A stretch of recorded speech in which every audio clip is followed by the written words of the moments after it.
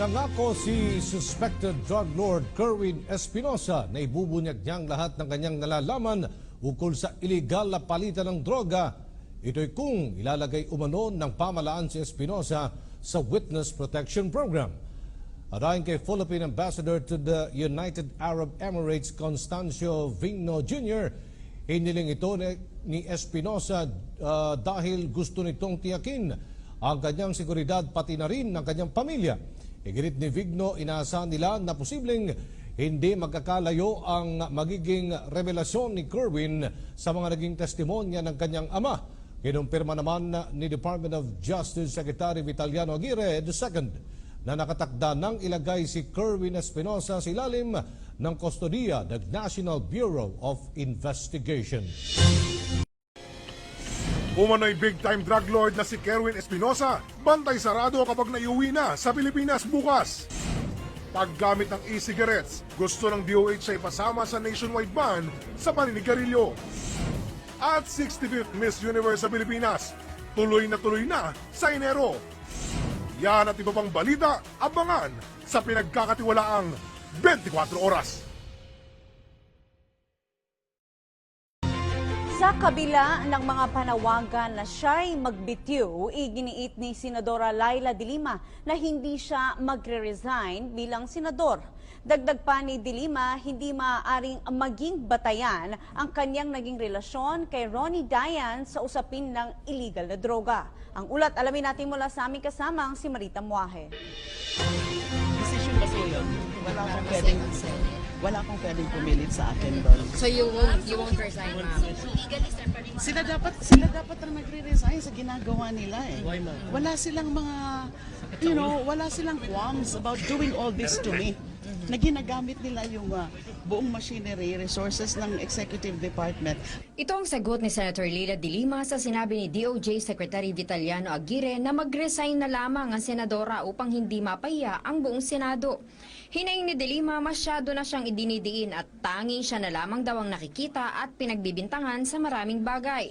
Ayon pa dito, hindi na rin daw siya magugulat kung sakaling siya rin ang ituro ni Kerwin Espinosa. Yung sa mga Espinosa, yung mga sinasabi na mga blue book, pink book, talagang that's totally fabricated. So hindi na ako magugulat kung ganyan din ang mangyayari kay Kerwin Espinosa.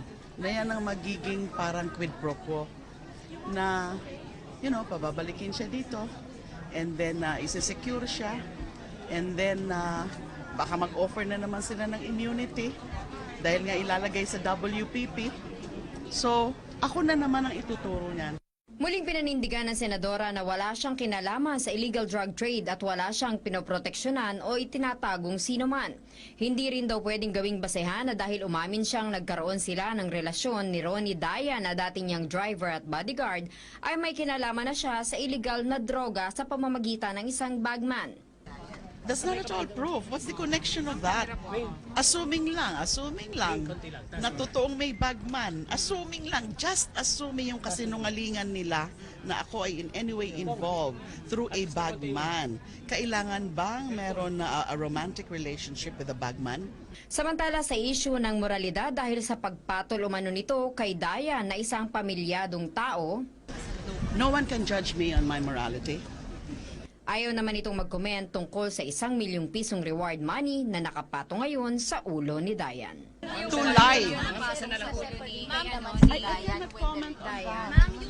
Para sa PTV News, Marita Muahe. Nasa Abu Dhabi sa United Emirates na ang 3 pulis na susundo sa umano'y big-time drug lord sa Eastern Visayas na si Kerwin Espinosa. Hindi na nagpaunlak ng panayam sa harap ng kamera ang hepe ng Anti-Illegal Drugs Group o AIDG, Police Senior Superintendent Albert Ferro. Pero sinabi niya ngayong linggo inaasahang makakauwi si Espinosa. Ayon naman kay Philippine Ambassador to the UAE, Constancio Vigno Jr., pumunta sa kanyang opisina ang mga pulis at tiniyak nila ang kaligtasan ni Espinosa. Inaayos na raw nila ang ilang dokumento sa flight ni Espinosa at sa pag-transfer sa kanila ng Abu Dhabi Police.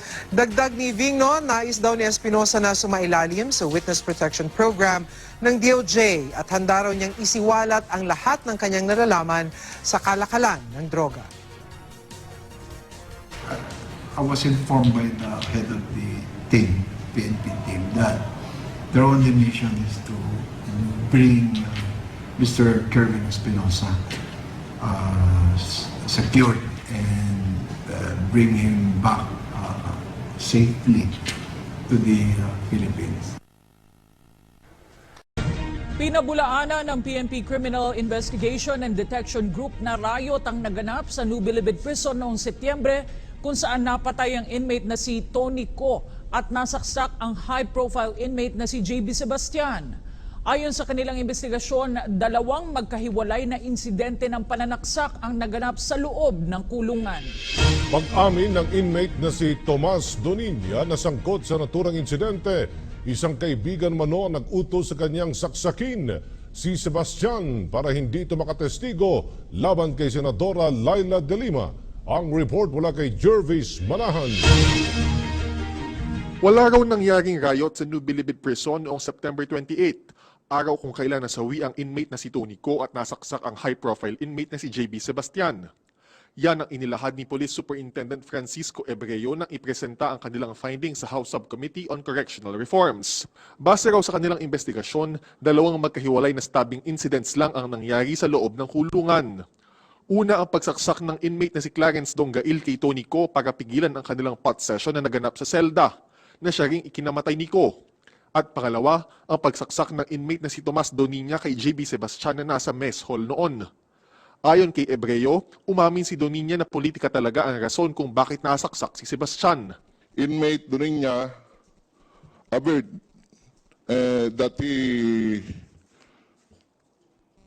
take the opportunity to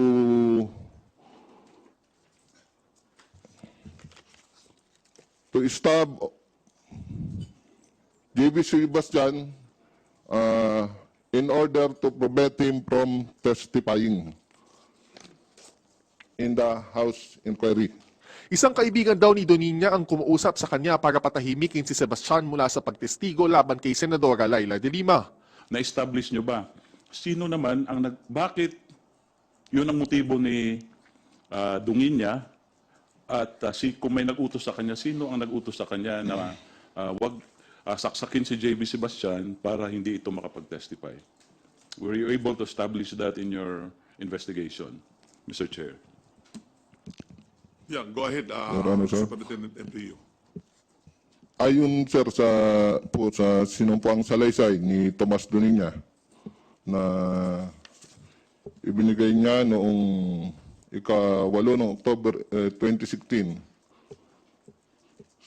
sa harap ni Atty. Rigel Salvador at Atty. Dimiter Huerta ay inilahad niya na noong September 28, 2016, bandang 7:45 ng umaga, ay pinatangkan niyang patayin itong si JB Sebastian sa kadahilanang may kumausap sa kanya na isang dati niyang kasamahan sa Philippine Navy na dapat ay gawan niya ng paraan na mapatahimik at mapatay si JB Sebastian para hindi siya makapagsilta laban kay Ma'am Laila de Lima ukol sa paglaganap ng droga sa New Bilibid Prisons.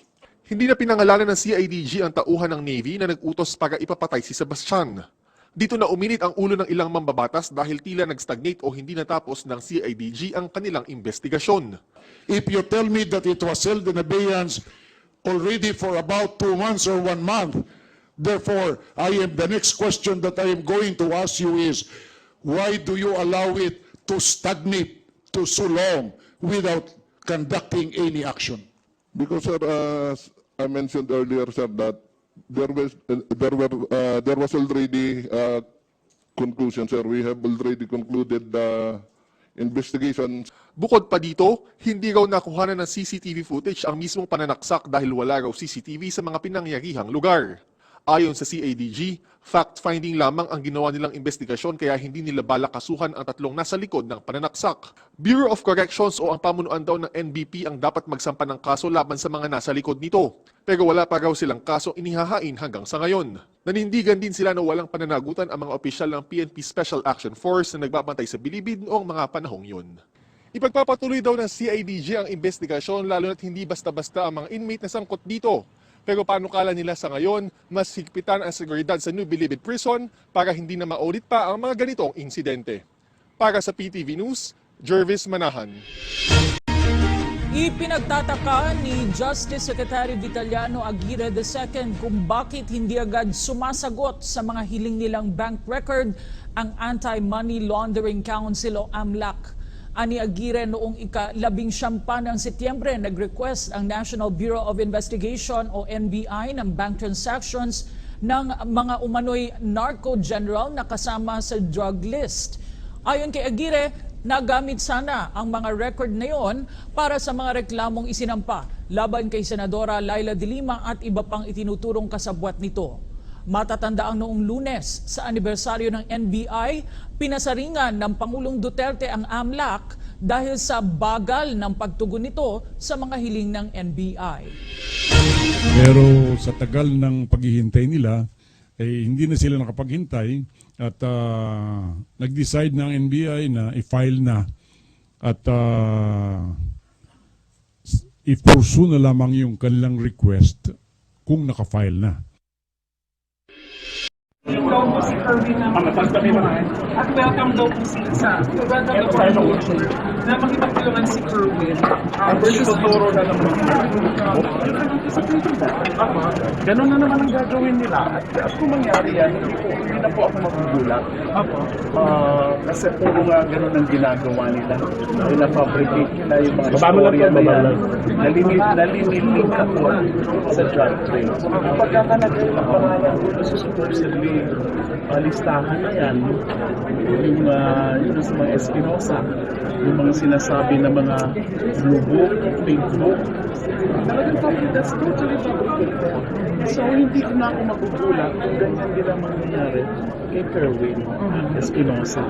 Na yan ang magiging parang quid pro quo na, pababalikin siya dito and then isa-secure siya and then baka mag-offer na naman sila ng APP dahil na ilalagay sa WPP.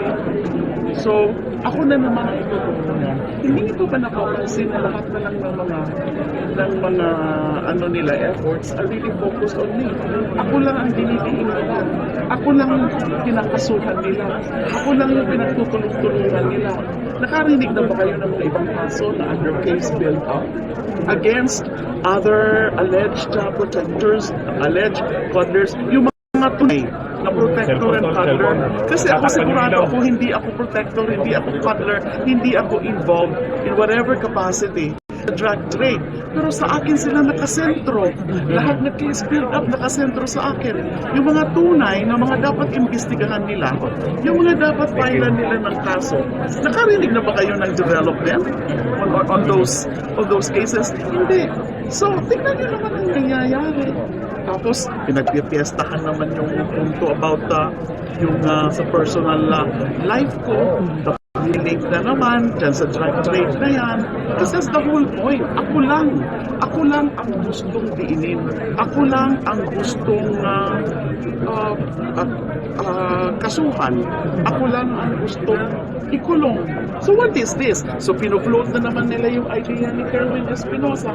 Hindi na ako magugulat. Kasi baka nga yung pagpatay sa tatay niya, si Mayor Espinosa, was a warning sa kanya na mag-cooperate siya.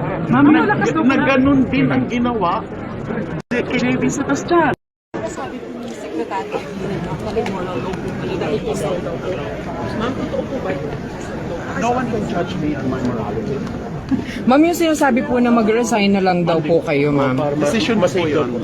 Para ma-save ang Senate. Wala pong pwedeng pumilit sa akin. So you won't resign, ma'am?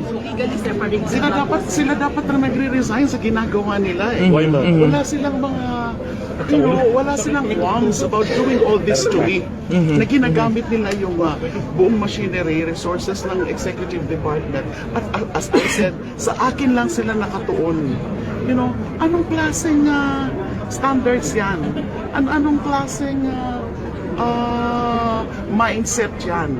Na since yun ang gusto ng Pangulo, ginagawa din nila ang lahat.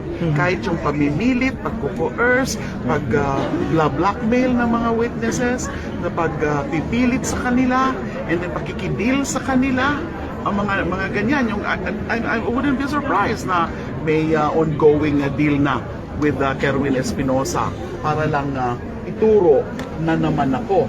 Kasi otherwise, manganganib na naman ang buhay niya. Ma'am, yung kay Thomas Donina raw po, na the relationship with daw na may kinalaman sa pagiging bago. Oo, ito man siya. Kamay-kamay. Assuming lang. Na totoong may bagman. Assuming lang, just assuming yung kasinungalingan nila na ako ay in any way involved through a bagman. Kailangan ba na a romantic relationship with a bagman? Diba? Theoretically, anyone can be a batman. That aired last night could be used as to bolster the cases against the disbarment and the criminal cases. Ito lang masasabi ko, na simple lang sagot ko. Ayaw ko sanang sagutin yan, because I really don't feel right engaging publicly about private matters. Ito lang ang masasagot ko. My record as a public official, first as CHR chair and next as Secretary of Justice, speaks for itself.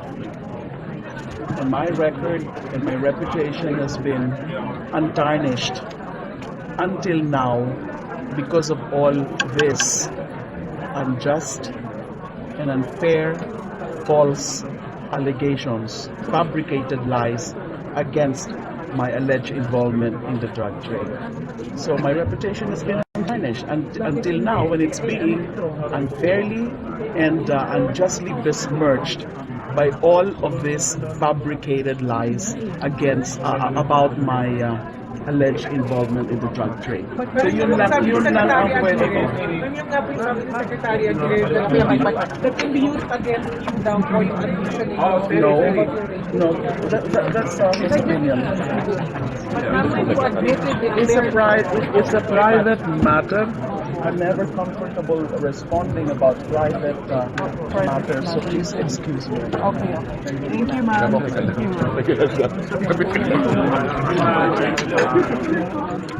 The Ombudsman, hindi po ba, that after the congressional hearing, despite napakaraming testigo laban sa kanya, including the two NBI officials na nagsabi na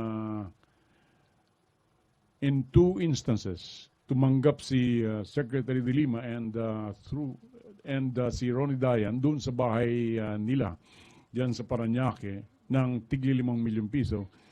But to the Ombudsman ay hindi pa ito sufficient. Hindi ko malaman kung ano ang, because parang ang sinasabi niyo noon is that these are mere allegations.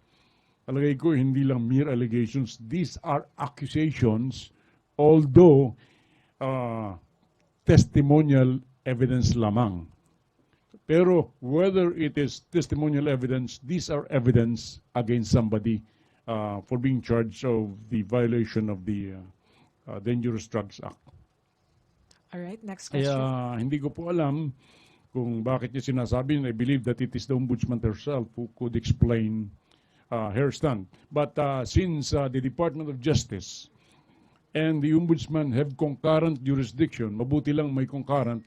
So despite the resistance from the Ombudsman to investigate Secretary or Senator De Lima, the Department of Justice has received 4 complaints. The 4th one, yung NBI, against Secretary De Lima. So since we have concurrent jurisdiction, meaning to say that this kind of cases could be investigated or could be heard in preliminary investigation by the Ombudsman and by the Department of Justice at the same time.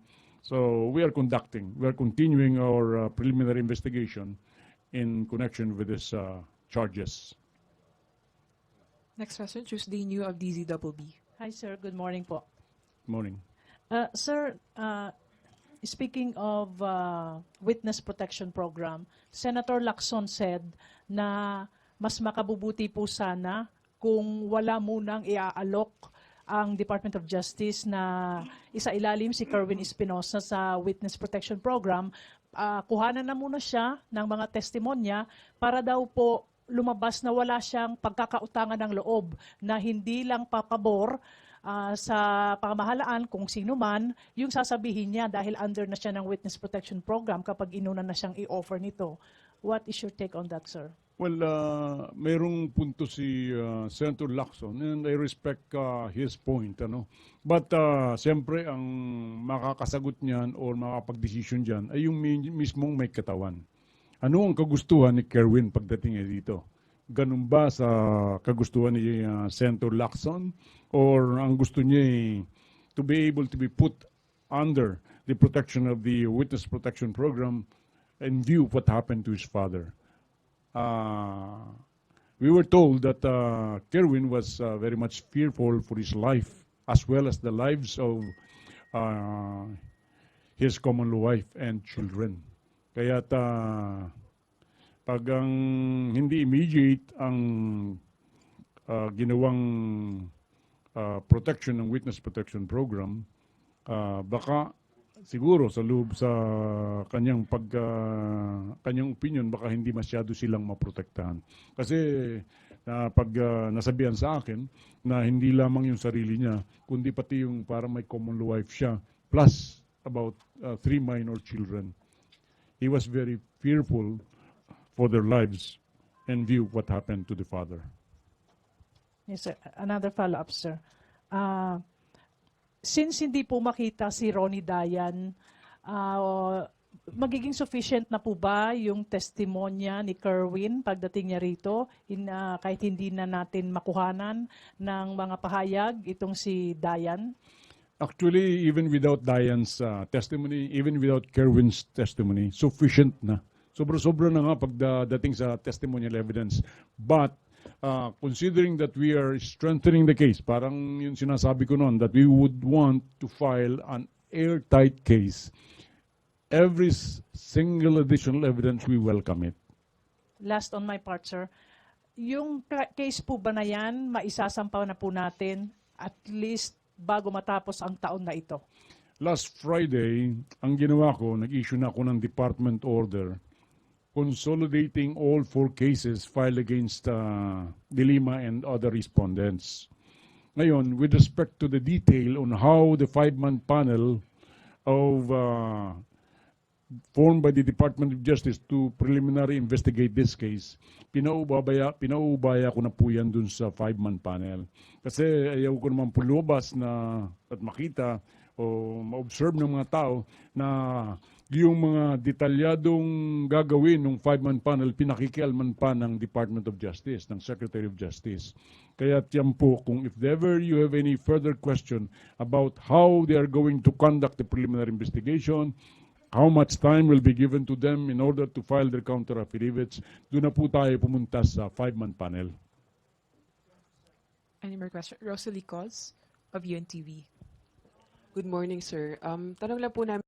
Sir, reaction lang po dun sa pag-amin ni Senator De Lima na nagkaroon siya ng relation before yung kanyang driver. Well, hindi ko nga akalain na inamin ni Senator De Lima eh. But medyo pinagaan niya, pinadali niya yung trabaho namin. Unang-una, napabulaan na yung sinabi niya, kasi yun ang sinasabi ng una naman, na sinasabi niya na lahat ng mga akusasyon namin sa kanya, including yung relasyon nila, ay mga fabricated, gawa-gawa lamang. Pero now, apparently, hindi lang apparently, talagang inamin na niya na sila ay merong common law relationship. So, for several years, di ba? So, yun ang unang-una. Secondly, naging yung probability na yung akusasyon kay Ronnie Dayan ng mga inmates at saka nitong dalawang NBA agents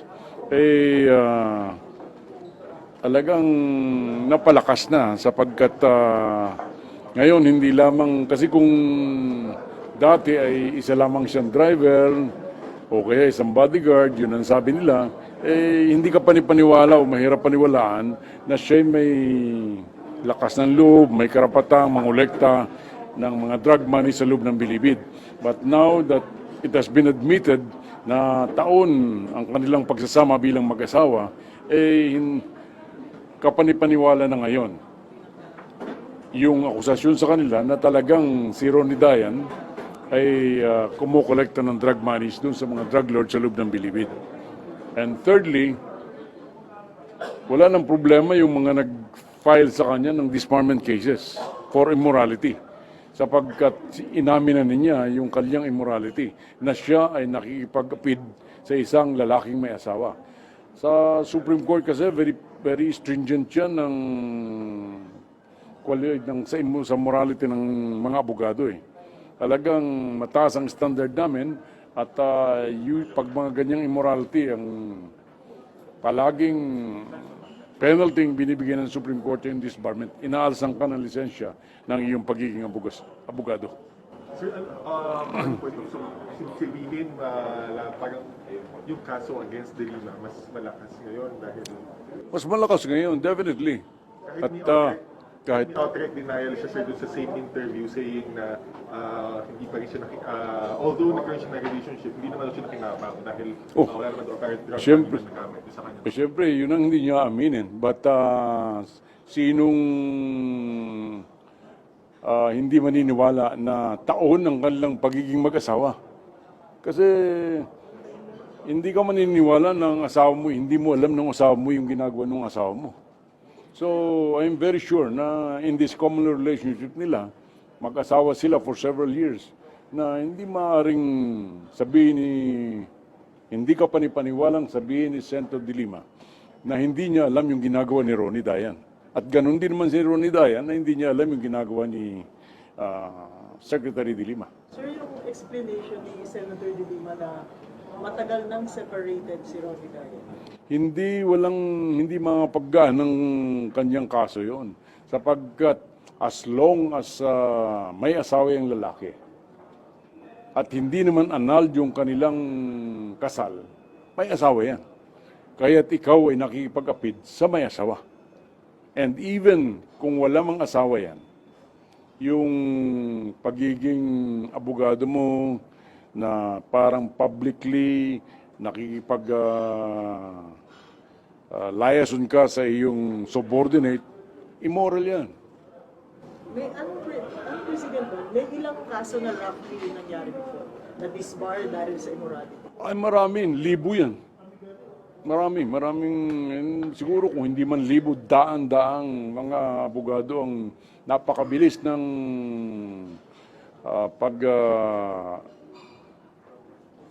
pag-penalize ng Supreme Court sa mga immoral lawyers. Sir, ano ang magiging halimbawa? Sige, ma-disbar siya. Anong effect nun sa pagiging senator niya? Walang epekto. Mawalan lamang siya ng titulo bilang abogada. Pero yun, napakalaking dagok sa isang abogado na mawalan ka ng titulo o ng karapatang mag-practice ng law dahilan sa immoralidad mo. Sir, on another note, yung BACC po is offering 1 million pesos bounty for sino man na makapagharap kay Dayan. Any comment on this? Related po ba kayo dun sa initiative na ito? Hindi ko alam yun, But alam ko ginawa namin ang lahat during the congressional hearing para maaresto si Dayan. But apparently, somebody is protecting him or somebody is hiding him. Alam kong mga malalapit yan sa matataas na malalaking local government officials or national government officials sa Pangasinan at doon pa sa ibang northern provinces hanggang sa Baguio. Kaya't may nagpo-protekta kay Dayan dyan sa lugar na yan. Sir, kahit ngayon tapos naman na yung congressional investigation, so ano po yung relevance ni Dayan in this case kung maiharap man siya or kung matagpuan man siya? Unang-una, that will serve, mayroong warrant of arrest ng Congress eh. So, parang hindi niya na-respeto ang authority ng Congress, kaya dapat magre-report siya sa Congress at pananagutan niya yung kanyang yung sinight is siya in contempt eh. So, dapat iharap siya sa Congress at panagutan yung kanyang pag-snub o yung pag-contempt sa Congress. Thank you, sir. Okay, thank you.